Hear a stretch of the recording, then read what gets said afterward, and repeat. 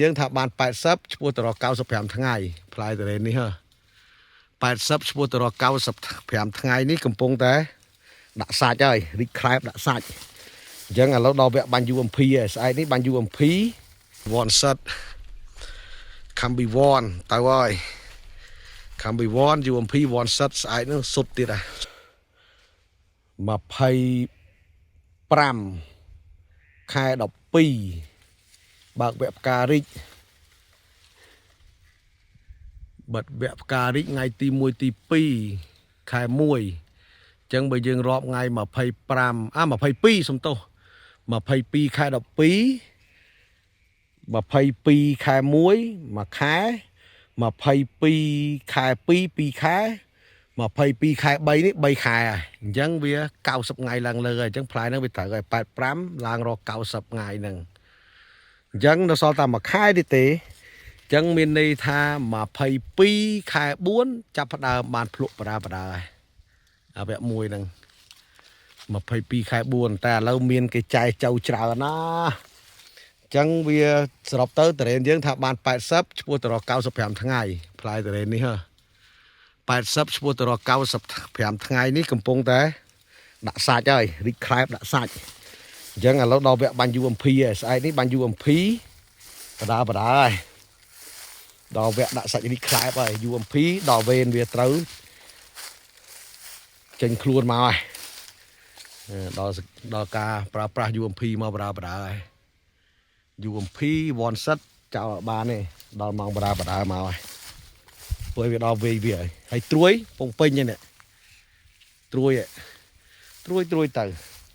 វាមិនដែលណារុះអស់ទេវាបានយ៉ាងហោចគ្រាន់តែវាខូចផ្លែតែប៉ុណ្ណឹងឲ្យវាខូចចោះផ្លែហ្នឹងខូចរៀងផ្លែតែបើយើងបានស្លឹកបច្ចុប្បន្ននេះវាជាដើមទុនសម្រាប់រដូវកាលថ្មីនេះពងចេញត្រួយមកប្រងព្រាតនេះបាញ់2ជើងហើយតែស្អែកនេះបាញ់ទៀតហើយឥឡូវពងដើរស្រាក់ផ្លែ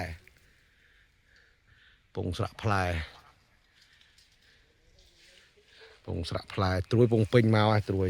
តែរុះនៅរុះឡើយនៅគៀនជាងតែរុះគឺថាមេឃណាដែលវាមានច្រើនពេកវាត្រូវបានវាជំរុះមួយចំនួនធ្លាក់អាហ្នឹងមិនសមត្ថភាពរបស់ដើមតរេនទេគឺសមត្ថភាពរបស់មេឃតរេនពងត្រួយដល់លវក់ឃើញទេពេលកណាចេញត្រួយផ្លែចាប់ពី80ថ្ងៃឡើងទៅលើរបៀបនេះវាមិនមានសូវមានផលប៉ះពាល់ដល់ការរុះផ្លែទេតែគ្រាន់តែវាមានប៉ះពាល់ដល់ដំណើរការរីកខ្លែបដាក់ម្សៅហើយនឹងរូបរាងរបស់ផ្លែយើងនិយាយថាតកាលណាវាចេញត្រួយនៅផ្លែប៉ុណ្ណឹងច្រើនតែផ្លែវារាងវាចរាងខ្វៃរាងអត់ស្អាតនេះបាទនេះនៅរុះឡើយ1 2យ៉ាក្រុមឆែបតែនៅលើដើមយើងនៅអូខេឡើយហើយអញ្ចឹងយើងជិតដល់ថ្ងៃហើយចឹងឥឡូវកំពុងហើយបង្កើនលទ្ធភាពសាច់ដាក់ម្សៅ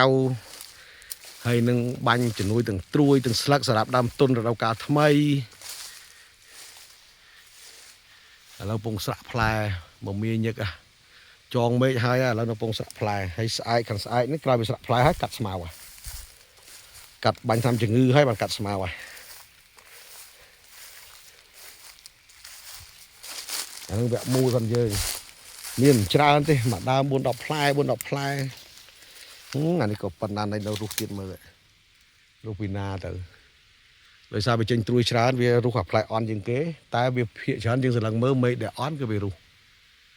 មេឃហ្នឹងវាអត់មានលទ្ធភាពចិញ្ចឹមផ្លែហ្នឹងទេវារុះនេះផ្លែហ្នឹងវារុះចេញពីអានេះគឺអានេះវាមាន3ផ្លែអត់មេឃទូចតែមួយនេះហើយមើលត្រួយដល់ហើយអត់ចេះអត់ត្រួយមិនទេត្រួយដល់ហ្មងត្រួយ